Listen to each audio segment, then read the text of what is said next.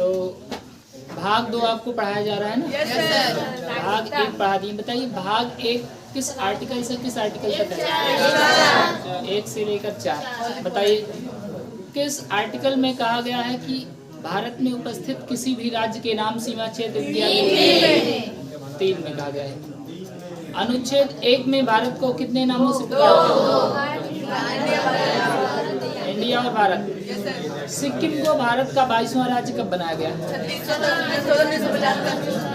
36वां संविधान संशोधन 16 मई 1975। तो तेलंगाना राज्य का गठन कब किया गया था? 2 जून 2014। अगर किसी भी राज्य के नाम में परिवर्तन करना है या उसमें काट छांट करना है तो ये करने का अधिकार किसके पास होता है? संसद के पास होता है। तो भाग 2 फिलहाल आपको पढ़ा रहे हैं। देखिए भाग 2 में है नागरिकता, और नागरिकता का उल्लेख है आर्टिकल 5 से आर्टिकल 5 to 11। आर्टिकल 5 से लेकर के 11 तक। और समझिए भारत में इकहरी नागरिकता को अपनाया गया है। अब ये इकहरी नागरिकता, दोहरी नागरिकता, तेहरी नागरिकता क्या होती है? इकहरी नागरिकता का मतलब होता है कि आपको देश में केवल एक स्तर की नागरिकता दी जाएगी। अब चाहे जिस भी स्तर की दी गई हो, जैसे भारत में केवल देश लेवल की नागरिकता दी गई है, इसे हम कहते हैं इकहरी नागरिकता। कुछ ऐसे भी देश होते हैं जहाँ पर दोहरी नागरिकता दी जाती है, जैसे अमेरिका में दोहरी नागरिकता दी गई। तो दोहरी नागरिकता का मतलब कदापि ये नहीं होता है कि अमेरिका की भी नागरिकता ले लें, जाके रूस की भी नागरिकता ले लें, ऐसा नहीं होता है। दोहरी नागरिकता का मतलब होता है कि अपने ही देश में 2 लेवल की नागरिकता, जैसे एक राज्य लेवल की नागरिकता, एक केंद्र लेवल की नागरिकता। कुछ देश ऐसे होते हैं जहाँ पर तेहरी नागरिकता दी जाती है, जैसे स्विट्जरलैंड। समझ गए कि नहीं? तो हमारे यहाँ इकहरी नागरिकता को अपनाया गया है। और इकहरी नागरिकता को अपनाने का रीजन इसलिए है कि अगर आप इकहरी नागरिकता दिए रहेंगे तो जब भी देश के लोगों से पूछा जाएगा बताओ किस देश, कहाँ के नागरिक हो, तो तुरंत पहले अपने भारत का नाम बताएंगे आगे कि वी आर इंडियन, हम भारतीय हैं। और अगर उन्हें राज्य लेवल की नागरिकता दे दी जाएगी तो पहले वो अपने राज्य का बखान करना शुरू करेंगे। तो देश की एकता व अखंडता बरकरार रहे, अक्षुण्ण बनी रहे, इसके लिए देश में इकहरी नागरिकता को अपनाया गया। और ये इकहरी नागरिकता वाला प्रावधान हम लोगों ने लिया है ब्रिटेन से।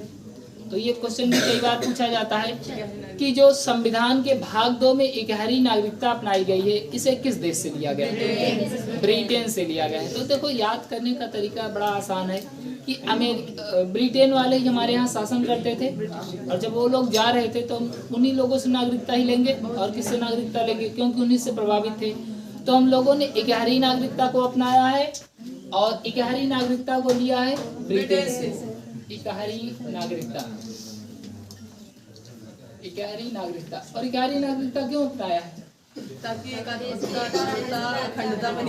ताकि देश की एकता व अखंडता बरकरार रहे। और इसका प्रावधान है ब्रिटेन से, प्रावधान ब्रिटेन। तो आपसे ब्रिटेन भी ऑप्शन में दे सकता है या यूके दे सकता है। यूके का मतलब यूनाइटेड किंगडम, समझ रहे हैं कि नहीं? तो प्रावधान का मतलब किस देश से लिया गया है? तो नागरिकता को कुछ देश से लिया गया, ब्रिटेन या यूके से लिया गया है।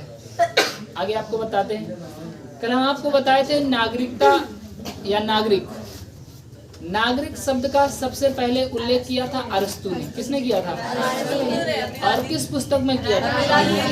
राजनीति नामक पुस्तक में। तो राजनीति नामक पुस्तक में सबसे पहले अरस्तु ने नागरिक के बारे में उल्लेख किया था, और उन्होंने बताया था कि नागरिक किसे कहा जाएगा। किसे कहा जाएगा?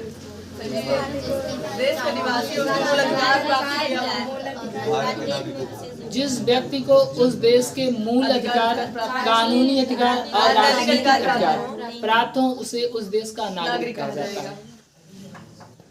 और हम आपको बताए थे कि नागरिकों के 3 राजनीतिक अधिकार होते हैं। कौन कौन से?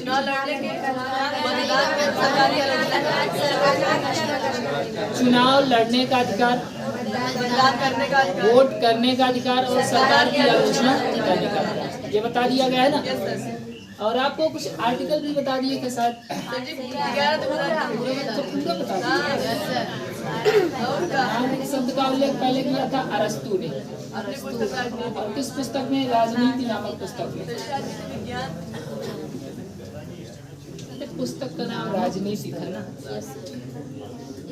तो नागरिक शब्द का उल्लेख सबसे पहले अरस्तु ने किया था अपनी राजनीति नामक पुस्तक में। और इन्होंने बताया था कि इनके 3 मतलब नागरिक किसे कहा जाएगा? तो नागरिक उसे कहा जाएगा जिसे मूल अधिकार, कानूनी अधिकार और राजनीतिक अधिकार प्राप्त होते हैं। तो राजनीतिक अधिकार स्पेशली राजनीतिक अधिकार, राजनीतिक अधिकार 3 प्रकार के होते हैं।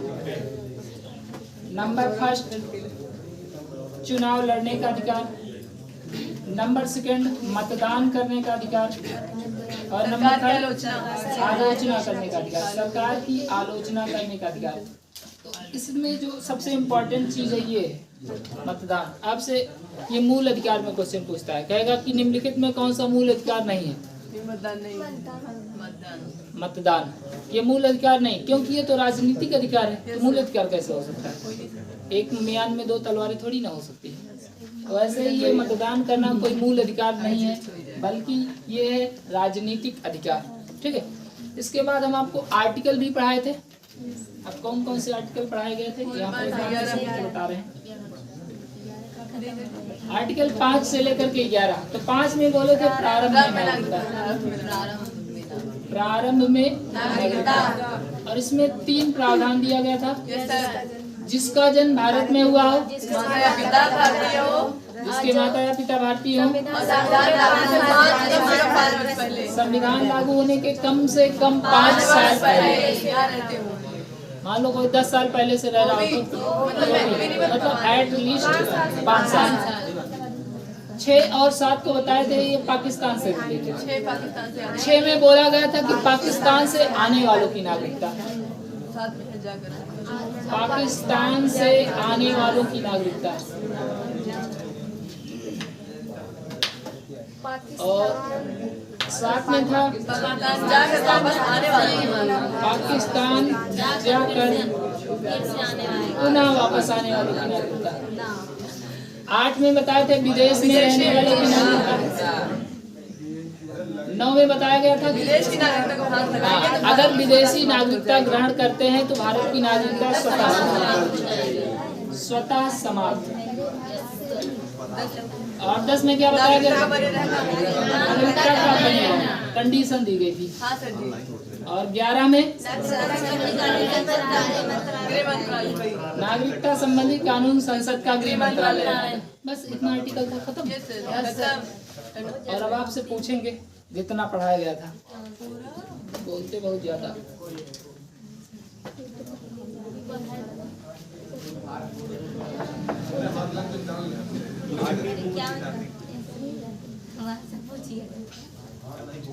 ऐसा व्यक्ति जो भारत का नागरिक है लेकिन एजुकेशन लेने के लिए, पैसा कमाने के लिए किसी अन्य काम से वो विदेश में चला गया है, विदेश में रह रहा है लगभग 6 महीने से ज़्यादा, ऐसे व्यक्ति को कहा जाता है एनआरआई, नॉन रेजिडेंस इंडियन। और भारतीय मूल उसे कहते हैं। जैसे मान लीजिए कोई भारत का व्यक्ति है, किसी एनआरआई को समझिए, वो गया कमाने और कमाने लगा और कमाते कमाते बहुत सारा पैसा कमा लिया। अब उसको लग रहा है कि अब हम यहीं पर सेटल हो जाएं, जहाँ पर रह रहा है, और वहाँ से उसके कोई बच्चा पैदा हो, ठीक, तो उस बच्चे को भारतीय मूल का नागरिक माना जाएगा।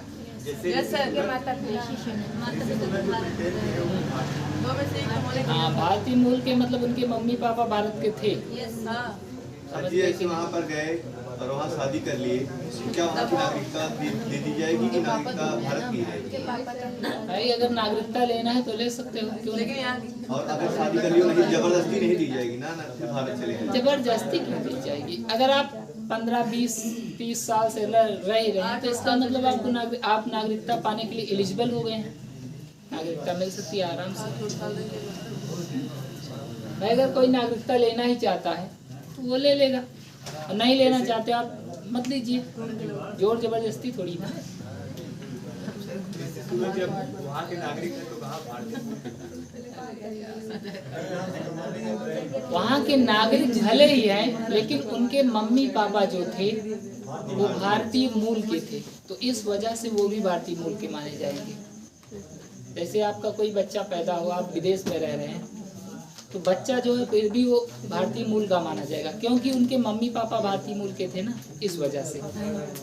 एक पीढ़ी चेंज होते ही फिर वहाँ के, मतलब ऐसा नहीं कि वो वहाँ के नागरिक नहीं माने जाएंगे, वहाँ के नागरिक हैं, भारत में आएंगे, उन्हें वीजा की जरूरत नहीं है, भारत में आराम से आ सकते हैं, उनको कार्ड दिया जाएगा, आगे पढ़ाएंगे, चिंता काहे कर रहे हो, पूरा पढ़ाया जाएगा। हाँ, तो आपसे क्वेश्चन पूछना था ना, बताइए, अगर नागरिकता संबंधी कोई कानून बनाना है तो कौन बनाएगा?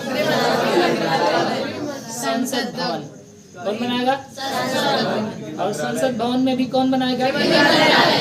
गृह मंत्रालय बनाएगा। मान लीजिए किसी को नागरिकता लेनी है, कोई विदेश से आ रहा है, नागरिकता उसको चाहिए, तो उसको नागरिकता कहाँ से मिलेगी? भाई गृह मंत्रालय में जाकर संपर्क करेगा। और ऐसा नहीं कि मुंह उठा के चले जाओ सीधा, पहले एलिजिबल हो। जैसे IAS अधिकारी बनने के लिए क्राइटेरिया होता है कि आप कम से कम ग्रेजुएशन किए रहें। अब ग्रेजुएशन किए आप मुंह उठा के पहुंच सकते हैं, आप 10-15 बार फेल हुई, कोई दिक्कत नहीं, लेकिन आप पेपर देने के लिए एलिजिबल हैं तो आपको रोका नहीं जाएगा। समझ गए कि नहीं? बताओ, अच्छा कोई व्यक्ति जो भारत का नागरिक है लेकिन वर्तमान समय में वो विदेश में रह रहा है और उसे भारत की नागरिकता दी गई है, किस आर्टिकल के तहत? 8 के तहत। कोई व्यक्ति जो पाकिस्तान गया था और पाकिस्तान से फिर से वापस आ रहा है, उसे किस आर्टिकल के तहत? 7। जब संविधान लागू हो रहा था तो उस समय किस आर्टिकल के तहत नागरिकता दी गई? 5 के तहत। लागू होने के समय में नागरिकता। अगर कोई व्यक्ति विदेश की नागरिकता ग्रहण करता है तो उसकी नागरिकता यहाँ की समाप्त हो जाएगी। आर्टिकल 9। तो बस ये 5 से लेकर के 9 तक है, इसको याद कर लेना। 5 का मतलब प्रारंभ में नागरिकता, 6 का मतलब पाकिस्तान से आने वालों की नागरिकता, 7 में है भारत से जाकर फिर वापस आने वालों की नागरिकता, 8 में है विदेश में रहने वालों की नागरिकता, 9 में है विदेश वाले स्वीकार करें, विदेशी नागरिकता लेने पर भारत की नागरिकता का स्वतः समाप्त होना, और 10 में बोला गया कि अगर आप कुकृत्य करते हैं, संवैधानिक विरोधी कार्य करते हैं तो आपकी नागरिकता समाप्त की जा सकती है। 11 में बोला गया है नागरिकता संबंधी कानून संसद का गृह मंत्रालय बनाएगा। लेकिन अब ये सब चीजें पुरानी हो गई हैं। सोचो अगर आज भी ऐसी व्यवस्था हो कि कोई भारत में जो पैदा हो भारत का नागरिक हो, तो इसका बहुत ज्यादा मिसयूज होने लगेगा। मिसयूज का मतलब है जैसे कोई टेररिस्ट है और शादी उदी करके या पत्नी लेकर के आया हुआ है अपने, वो भी टेररिस्ट, उसकी पत्नी मिसेज टेररिस्ट, दोनों लोग आए हुए हैं यहाँ पर ट्रेनिंग अपना कर रहे हैं। 1 आध साल रहेंगे, 1 साल में बच्चा पैदा हो ही जाएगा। बच्चा पैदा करेंगे आराम से, बच्चा वहाँ का नागरिक हो जाएगा। बच्चे को भी ट्रेनिंग करेंगे, बेटा ऐसे मारते हैं, ऐसे मारते हैं, बच्चे को ट्रेनिंग दी जाएगी आराम से। ऐसे तो बहुत से लोग आएंगे मिसयूज करेंगे, तो वो बच्चा कहाँ का नागरिक हो जाएगा? भारत का नागरिक हो जाएगा, क्योंकि वो भारत में पैदा हुआ है। मान लो कोई आदमी यहाँ पर घूमने टहलने आया हुआ है, भाई बहुत से विदेश से लोग हमारे यहाँ टहलने आते हैं ना। अब टहलने, अब एक से एक सुंदर लोग होते हैं भाई, अंग्रेज लोग तो देखते होंगे बहुत ज्यादा सुंदर होते हैं, और किसी लड़की को फंसा उसा लिया, बहला फुसला के उससे शादी उदी कर लिया। शादी उदी करने के बाद उसके बच्चा पैदा हो गया। अब वो बच्चा तो भाई भारत का नागरिक होगा, क्योंकि भारत में पैदा हुआ है। इस हिसाब से अगर देखा जाए, कोई भी मुंह उठा के चला यहाँ पर डिलीवरी कर जाए, भारत का नागरिक हो जाएगा, है कि नहीं? तो बताओ क्या आर्टिकल 5 अभी लागू करें तो सही बात होगी? नहीं बात होगी। इसका मतलब है कि इसमें चेंज करना चाहिए। दूसरी चीज, अभी आपका आर्टिकल 6 और 7 बेकार हो गया। क्यों बेकार हो गया है? क्योंकि अब न कोई भारत से पाकिस्तान आने वाला है नागरिकता लेने के लिए, न कोई जाने वाला है। ठीक है, तो आर्टिकल 6 और 7 भी बेकार हो गया, 5 भी बेकार हो गया, 6 भी बेकार हो गया, 7 भी बेकार हो गया। एक आध दो आर्टिकल बचा हुआ है जो, अब बताओ अगर कोई मान लो आकर नागरिकता लेना चाहता है तो हम उसको नागरिकता किस आधार पर दें? आर्टिकल 5 तो काम नहीं कर रहा है, 6 और 7 पाकिस्तान वालों के लिए है, तो क्या किया जाएगा? इसलिए बड़ी दिक्कत हो रही थी। कोई भी मुंह उठा के चला रहा था भारत में और यहाँ का नागरिक बन जा रहा था, तो कहा गया कि इसमें संशोधन किया जाए। तो नागरिकता संबंधी पहली बार कानून बना 1955 में। इसे कहा गया नागरिकता अधिनियम 1955। लिखना शुरू कीजिए साथ में, नागरिकता अधिनियम 1955। तो लागू संविधान हुआ था 1950 में, और 5 साल बाद सब लोगों को लगा कि नहीं, इसका मिसयूज भी किया जा सकता है। मिसयूज कैसे किया जाएगा? क्योंकि कोई भी भारत में आकर के नागरिक बन सकता है। तो नागरिकता संबंधी कानून पहली बार बनाया गया 1955 में। अगर आपसे क्वेश्चन पूछेगा बताइए नागरिकता में पहली बार संशोधन कब हुआ, तो क्या बताएंगे? 1986। ये नागरिकता संबंधी कानून बन रहा है, संशोधन नहीं हो रहा है। अगर संशोधन होता तो वही न पढ़ा दिए होते, आर्टिकल 5 का आर्टिकल 6 का ऐसे पढ़ा दिए होते कि नहीं।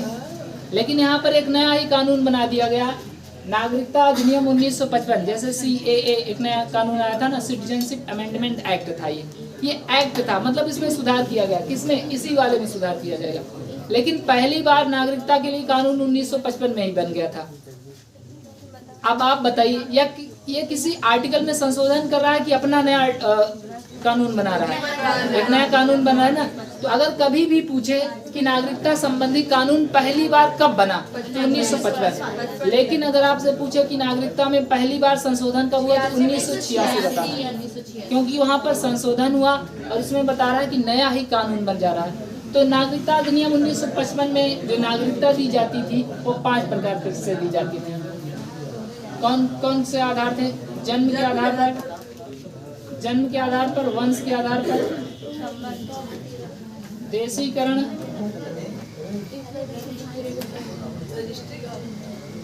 पंजीकरण और अर्जित भूमि।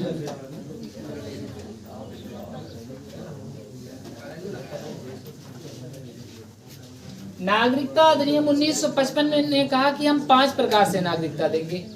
जन्म के आधार पर नागरिकता दी जाएगी, वंश के आधार पर देशीकरण, देशी का मतलब किस्मत और है ना, देशीकरण है भाई, पंजीकरण, अर्जित भूमि।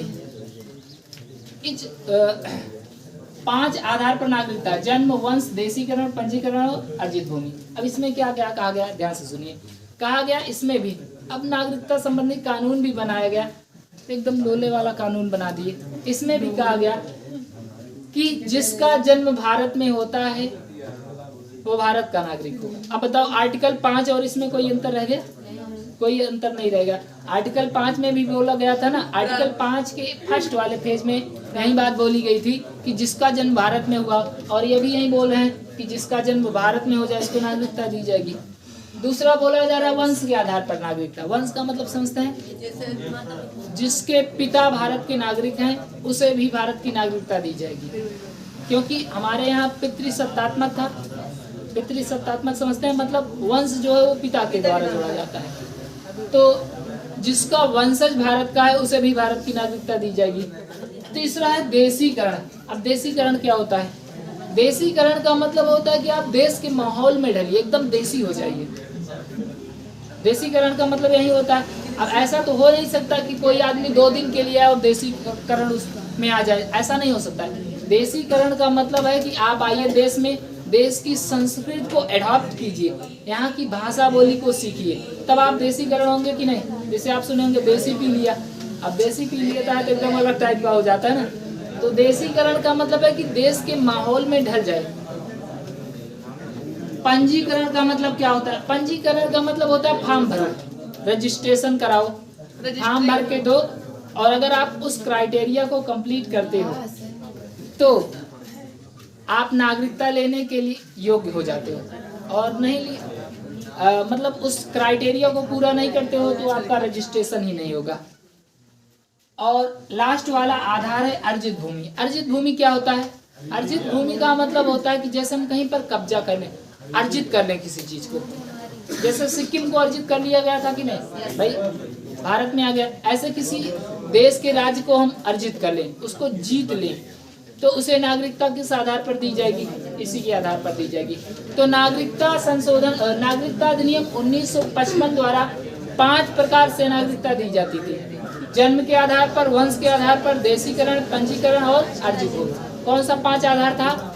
जन्म, वंश, देशीकरण, पंजीकरण, अर्जित भूमि। तो ये दोनों तो बहुत आसान है, इसे याद कर लीजिएगा, जन्म, वंश, और दूसरा करण से है देशीकरण, पंजीकरण, और लास्ट वाला है अर्जित भूमि। समझ गए कि नहीं? लेकिन अगर देखें तो इसमें कोई नया चीज तो जोड़ा नहीं गया, यही एक आध जोड़ दिया। वंश भी तो वहाँ पर था भाई, जिसके माता पिता नागरिक हो वहाँ पर भी था। हाँ, ये नहीं था देशीकरण और पंजीकरण, ये नया जोड़ा गया। नया क्यों जोड़ा गया पता है? जैसे मान लो कोई विदेश से आना चाहता है भारत में, तो उसको किस आधार पर नागरिकता देंगे? इसलिए तो नया जोड़ दिया गया। लेकिन ये बवाल बहुत दिक्कत हो गया। क्यों? क्योंकि अगर यही चीज रहती तो आर्टिकल 5 ही लागू रहता, तो क्या दिक्कत है भाई? क्या मतलब है इसको बनाने का? तो इसमें कहा गया कि इसमें संशोधन किया जाए। तो 1986 में सबसे पहली बार इसमें संशोधन हुआ। 1986 में संशोधन हुआ और कहा गया देखो, भले ही जन्म अगर भारत में हो गया है, लेकिन यहाँ पर माता या पिता भी भारत के नागरिक होने चाहिए। इसमें क्या कहा गया 1986 में? नंबर फर्स्ट, 1986 में पहली बार संशोधन हुआ और कहा गया कि माता या पिता भी भारत के नागरिक हो। माता या पिता, तब तो वो बच्चा भारत का नागरिक माना जाएगा, नहीं तो भारत का नागरिक नहीं माना जाएगा। लेकिन अभी भी देखो, जब आर्टिकल 5 आपको पढ़ा रहे थे वहां पर भी तो ये बात बताई गई थी, माता या पिता भारत के नागरिक हो तब भी भारत का नागरिक हो जाएगा। और दूसरी बार वंश वाले में फिर संशोधन हुआ 1992 में। 1986 में पहली बार संशोधन हुआ, 1992 में दोबारा संशोधन हुआ, क्योंकि वंश हमेशा पिता की ओर से जोड़ा जाता था। बाद में कहा गया कि नहीं, केवल पिता की ओर से क्यों जोड़ा जाए, माता की ओर से भी वंश जोड़ा जा सकता है। ठीक है, माता और पिता की ओर से भी वंश जोड़ा जा सकता है।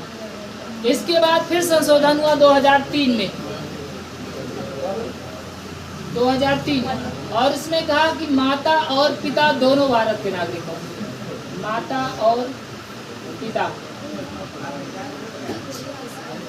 दोनों। अब ये मामला कठिन हो गया। कठिन कैसे हो गया कि कोई भी बच्चा अब भारत का नागरिक तभी बनेगा जब उसके मम्मी भी भारतीय हो और उसके पापा भी भारतीय हो। अब कोई विदेशी आ नहीं सकता है।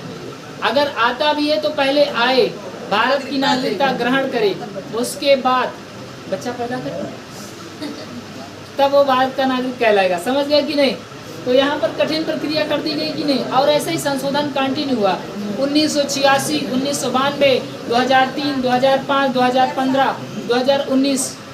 2019 में भी तो संशोधन हुआ था ना, CAA, NRC, ये सब संशोधन, सिटीजनशिप अमेंडमेंट एक्ट, इसी में संशोधन हुआ। तो नागरिकता अधिनियम 1955 कितने प्रकार से नागरिकता देता है? 5। जन्म के आधार पर, वंश के आधार पर, देशीकरण, पंजीकरण, अर्जित। आपसे ये सब क्वेश्चन नहीं पूछा जाता है कि क्या, इतना कठिन क्वेश्चन थोड़ी ना पूछा जाएगा। क्वेश्चन ये पूछा जाएगा कि बताइए नागरिकता संबंधी कानून पहली बार कब बना? 1955। नागरिकता में पहली बार संशोधन कब हुआ? 1986। नागरिकता अधिनियम 1955 द्वारा कितने प्रकार से नागरिकता दी जाती थी? 5 प्रकार से दी जाती थी। अब दी जाती है तो छीनी भी जाएगी। तो यहाँ पर नागरिकता छीनने का 3 आधार था: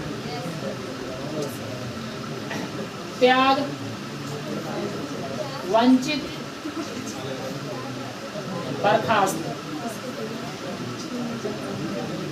नागरिकता 3 प्रकार से छीनी जाती थी, दी जाती थी 5 प्रकार से और छीनी जाती थी 3 प्रकार से।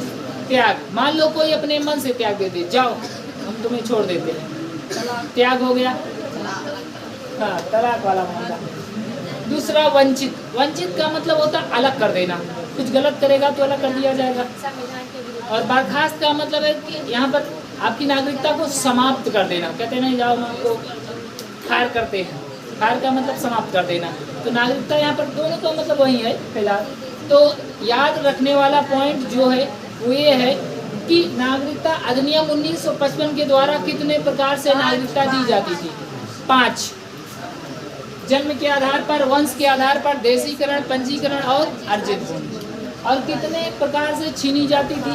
3, त्याग, वंचित, बर्खास्त। अब देखो यहाँ पर 2 चीजें छूटी हुई हैं, देशीकरण और पंजीकरण। तो देशीकरण और पंजीकरण कैसे होगा?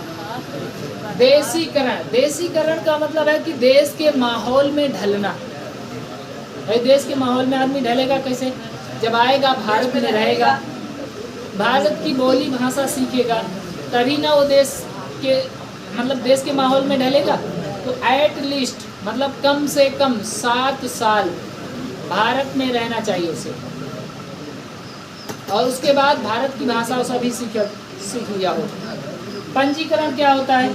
तो पंजीकरण में भी प्रक्रिया, पंजीकरण में बोला है कम से कम 10 साल रहो, कम से कम 10 साल भारत में रहो। दूसरी चीज, संविधान में जो मान्यता प्राप्त भाषाएं हैं 22 भाषा, कश्मीरी, सिंधी, पंजाबी, हिंदी, बंगाली, आसामी, उड़िया, गुजराती, मराठी, कन्नड़, तमिल, तेलुगु, मलयालम, उर्दू, संस्कृत, नेपाली, मणिपुरी, कोंकणी, बोडो, डोगरी, मैथिली, संथाली, इन 22 भाषाओं में से कोई एक भाषा आपको आनी चाहिए, तब तो आप पंजीकरण के लिए फॉर्म मतलब पंजीकरण करवा सकते हैं। और क्या बातें हैं? कहा गया कि अगर आप पंजीकरण कराना चाहते हैं, देश की नागरिकता लेना ही चाहते हैं, तो आप अच्छे नागरिक हैं। ये नहीं भाई कोई टेररिस्ट है वो भी तो आके भाषा सीख सकता है कि नहीं? आएगा, सीख लेगा एक से एक भाषा, और 10 साल रहेगा, ट्रेनिंग करेगा। अगर ऐसा ही है तो ट्रेनिंग करेगा, आराम से भाषा सीख लेगा, एकदम माहौल में ढल जाएगा, उसके बाद फिर बम फोड़ना शुरू कर देगा नागरिकता लेने के बाद। लेकिन यहाँ पर यह भी कहा गया है कि अगर आप पंजीकरण कराने आए हैं तो आप अच्छे आदमी होने चाहिए। अच्छे आदमी इन द सेंस का मतलब आप कुछ बेहतर किए हों, जैसे आप बहुत बड़े खिलाड़ी टाइप के हों, बहुत बड़े साइंटिस्ट हों, बहुत बड़े संगीतकार हों, कोई एक्टर हों, कोई बहुत बड़े साइंटिस्ट हों, मतलब अच्छे आदमी हो। या नहीं कि आप बहुत बड़े टेररिस्ट हों, बहुत बड़े चोर हों, ये सब नहीं कर रहा है, कुछ अच्छा ही होना चाहिए, समझ गए ना? तो पंजीकरण के लिए आपको ऐसे याद रखना है। अर्जित भूमि का मतलब है कि जहाँ पर हम कब्जा करें और उसको जब हम नागरिकता देंगे, तो जैसे हमने सिक्किम पर, भाई सिक्किम भारत में आ गया, उस पर हमने अर्जित कर लिया, तो सिक्किम को किस आधार पर नागरिकता दी गई? अर्जित भूमि के आधार पर। देखो एक चीज़ आपसे क्वेश्चन ये पूछा जाएगा कि भारतीय संविधान की नागरिकता दी जा सकती है और इन चारों में से कोई कूट बना के देगा। कूट का मतलब है कि कहेगा कि वंशज नहीं देगा, हो सकता है कि और कुछ दे दे, कुछ कठिन शब्द दे दे। कुछ कठिन शब्द का मतलब है जैसे भाई माता पिता का संबंध जीन से होता है, तो जीन से रिलेटेड ऐसे कुछ। देखो कठिन कर रहा है तो क्या करेगा, ये चीज़ नहीं देगा, वंश शब्द का यूज नहीं करेगा, कुछ और यूज करेगा, DNA रिलेटेड कुछ दे देगा, ऐसे ही देगा क्वेश्चन। जब आपसे टेस्ट लेंगे तो आपको पता चलेगा क्वेश्चन कैसा रहता है, समझ गए कि नहीं? तो भाग 2 यहीं पर समाप्त हो जाता है। आपको याद रखना है कि नागरिकता संबंधी कानून पहली बार 1955 में बनाया गया था।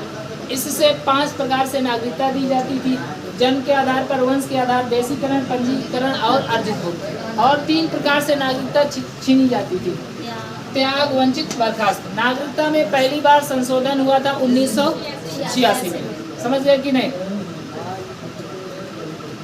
बाकी की बातें होंगी कल।